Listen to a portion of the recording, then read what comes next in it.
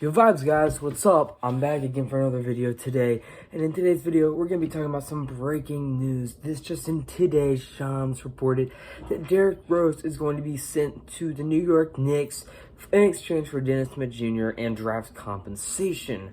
And in case y'all don't know, I love me some Derrick Rose. So this is really major news to me. This is major news to a lot of people. And in today's video, we're going to talk about Derrick Rose, his entire career, how things could change in New York for him for the better, and for the Knicks entirely, as well as the Pistons. So be sure to leave a like and subscribe. And let's make our like goal number 2 for LaMelo Ball. He just had 34 points the other night against the Jazz. We lost, but welcome to the Hornets fan base. Anyways, let's get into it. Sorry for blabbing for so long. Let's go. Ever since he was drafted in the 2008 NBA draft, Derrick Rose always had promising potential. Drafted from Memphis University, Derrick Rose showed flashes of a dominant point guard in the NBA, and even won Rookie of the Year in his first season with the Chicago Bulls, averaging 16.8 points, 3.9 rebounds, and 6.3 assists, while shooting 47% from the field. Derrick Rose slowly became a player that many people wanted to tune into and watch, as in his second season, he played 78 games in the 2009-10 season, averaging 20.8 points, almost 4 rebounds, 6 assists, while shooting almost 49% from the field. But it was the next season that would truly express his dominance and his jump to the game.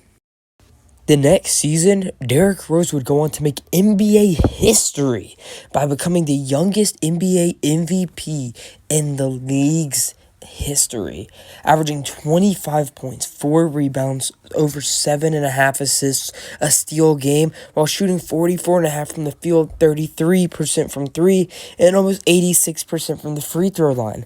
And not only that, but the Chicago Bulls were the 1 seed in the Eastern Conference ahead of the Big Three Miami Heat, whom the Bulls constantly battled year after year from that point on. Now, even though the Bulls couldn't get past the Heat in that playoff series from that year, things looked very promising for Derrick Rose. He was racking up the assists, he was racking up points, and his impact on the court was insane.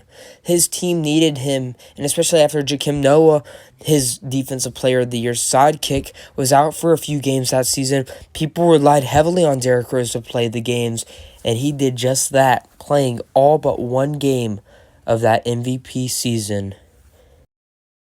Things looked promising for the Chicago Bulls. And in fact, many people thought that the sky was the limit for Derrick Rose. But sadly, they couldn't have been more wrong. After just 39 games that next season in the 2011 to 2012 NBA season, Derrick Rose went down with an ACL tear, which left him out for the rest of the season. And not only that, but that next season, he had been averaging almost 22 points and 8 assists that season. But without Derrick Rose, the Bulls were nothing. And sadly, it didn't get any better. He returned for 10 games in the 2013-14 NBA season for Chicago, but having terrible efficiency and got injured once again. The next season, in 2014-15, he came back and played 51 games, but averaged only 17.5 points, 3 rebounds, less than 5 assists, and shot 40% from the field. It looked like Derrick Rose was a former shell of himself. And that next season, it only got worse. In the 2015-16 season, even though Derrick Rose played 66 total games, he only averaged 16.4 points, a little over 3 rebounds, and about 4.7 assists, shooting 42% from the field and 29% from 3. It looked like things weren't looking very good for the young, who once was the MVP, and sadly, Chicago let him go. Then, in a crazy move, Derrick Rose was shipped off to the New York Knicks, where for the 2016-2017 NBA season, he played a total of 64 games and actually had a bounce-back year, averaging 18 points, 3.8 rebounds, 4.4 assists, and shot 47% from the field. So things were looking up for Derrick Rose after years, or I should say seasons, of disappointment and injuries. So here's where things get interesting. You see, Derrick Rose was already he already played for the New York Knicks, right? So it's funny how he's going to be going back to the New York Knicks. But anyways, I'll keep going. In what could have been seen as a potential dynasty team, the Cleveland Cavaliers picked up Derrick Rose for the 2017-2018 season. But just after a few games, Derrick Rose was injured once more, having terrible statistics, averaging less than 10 points per game and shooting horrible from the field. And then he got moved that same season to the Minnesota Timberwolves, where he ended up playing just about less than 10 games, I believe, about 9 games before his season was over. After struggling from Cleveland to Minnesota and barely playing any games that season, a lot of people lost hope in Derrick Rose. Many people didn't believe that he could be a solid NBA player anymore, that he was just never going to be back to the point he was ever again. But thankfully, things ended up looking well for Derrick Rose, as in that next season with the Minnesota Timberwolves in the 2018-19 season, he had a bounce-back year, averaging 18 points, 2.5 rebounds, about 4 assists per game, shooting 48% from the field and 37% from three, which was a career high at that point. While also for the Timberwolves on Halloween night of 2018, putting on an emotional show where he scored 50 points in one game, a career high. Many fans were very happy to see Derrick Rose do such a performance and get the Timberwolves a win for that evening. But it also proved that Derrick Rose was still Derrick Rose, and that many should have never doubted him for a second. In the next offseason, Derrick Rose ended up signing with the Detroit Pistons, in which for the 2019-2020 season, he had a bounce-back year, averaging 18 points, about 2.5 rebounds, 5.5 assists, shooting 49% from the field, 30.5% from three, and 87% from the free throw line in 50 games for the Pistons, showing that he was still a very good and dominant player. And the Pistons, until COVID hit, were actually doing quite decent. Well, until Blake Griffin went out with an injury. But Derrick Rose had a great season for the Pistons that year, but then things started to change. And so here's where things get interesting. See, the Detroit Pistons are currently trying to rebuild, but they have Blake Griffin and they've had Derrick Rose. And so Derrick Rose's stats this season are down. He's averaging a little over 14 points, almost 2 rebounds, 4 assists a game. He's not even shooting super great, but it's just because he's not playing a lot because they just don't need him. He's in a weird position on that team, and it's good that he's off that team now because now he can go somewhere else and he can play his basketball like he was the prior year. And the interesting thing about all of this is that Tom Thibodeau, if you remember, the coach for the Chicago Bulls, he's the New York Knicks coach this year, and the Knicks have already surprised plenty of people this entire season. They're in the playoff hunt right now. And RJ Barrett, Julius Randle, those guys have had great seasons. Mitchell Robinson's a solid player, but their point guard depth has been weak. We've seen Emmanuel Quickly, he's been a great rookie, but they need more. So now, where does this put things?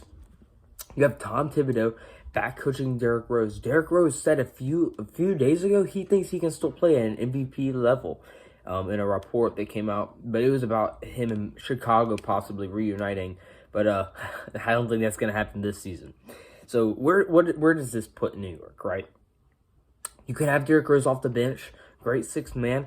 I really highly doubt that's going to happen, though, if Thibodeau's coaching him. I really hope that doesn't happen. And you know what? maybe this is what we've been waiting for. Perhaps this is the season that Derrick Rose goes off and the Knicks end up making the playoffs, right? And we see Derrick Rose back in the playoffs, and this gets people excited. This would get me excited. I love Derrick Rose. I have been a Derrick Rose fan personally since his around the time I started watching basketball, around his 50-point game. I researched him, and I felt for him. It's a guy, who's been through struggles. He was all the way up top, and then so many people just doubted him and dissed him, and he's been trying to build his way back, and he slowly has been. And I hope nothing but the best. I hope he can keep going up, up, up, and maybe, who knows, if New York works out well, maybe he signs an extension there. Who knows? Maybe an all-star. You don't know. Maybe next year. I mean, he's older. For sure, he's in his 30s. But I don't know, man. It's exciting. It's definitely exciting for sure. And for the Pistons-wise, Dennis Smith Jr., give him a chance. Do y'all remember how good he was with Dallas? He was really good with Dallas. I mean, really good as in... Yeah, I'd say he was pretty solid. He's way better than he has been with New York. I think he's hated on. I think he's kind of seen like Malik Monk, two guys who haven't gotten consistent playing time, who've been in bad situations every once in a while, and they're great players. They just have a ton to prove just by the circumstances they've been given. So, I mean, we'll see what happens. This is great for the Pistons. They get to continue their rebuild. And hopefully that draft compensation will work out for them. And maybe Dennis Smith Jr. will be a star alongside, like, Sekou Doumbouya and others on the team. I guess all we can do now is just wait and see what happens. But, this is exciting, guys. This is really, really cool news. Derrick Rose is a great guy. I wish nothing but the best for him. It's been a long time coming for Derrick Rose. The fact that he's back in New York is cool. He's playing under Thibodeau again, which is awesome. I can't even express how hyped I am for that. And he's going to be playing with Taj Gibson. I mean, is Taj Gibson averaging like less than a point per game? Yes, he is. Did he play in Chicago alongside Derrick Rose? Yes, he did. So, hey, it's a shame Joakim Noah retired, because they could have had a reunion in New York. Because Joakim, whatever, however you pronounce his name, they played in New York together before, right? Yeah, they did. So, this is exciting, guys, but let me know what you guys think. This is, man, this is hype, guys. This is great news. I'll catch y'all later. Have a good day, and peace out, guys. Wait. There we go. Peace.